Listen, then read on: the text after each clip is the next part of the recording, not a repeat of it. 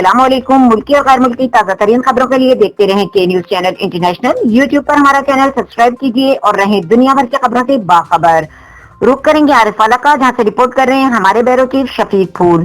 Deputy commissioner پاک پتن رانا شکیل اسلم کی خصوصی ہدایت پر اسسٹنٹ کمشنر عارف والا اظہر طارق بٹو کی نگرانی میں تحصیلدار غضنفر نوید چودھری کا چینی ذخیرہ کرنے والوں کے خلاف کارروائی۔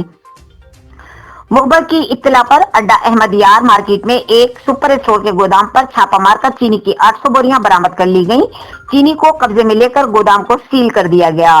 تحصیلدار غضنفر نوید چودھری کے اس اقدام کو انجمن شہریہ نے خوب سراہا۔ اس موقع پر تحصیلدار چودھری غضنفر نوید نے کے نیوز کے نمائندے سے گفتگو کرتے ہوئے کہا کہ گودام مالک محمد ابراہیم رحمانی نے غیر قانونی طور پر 800 بوری چینی کا ذخیرہ کر رکھا تھا۔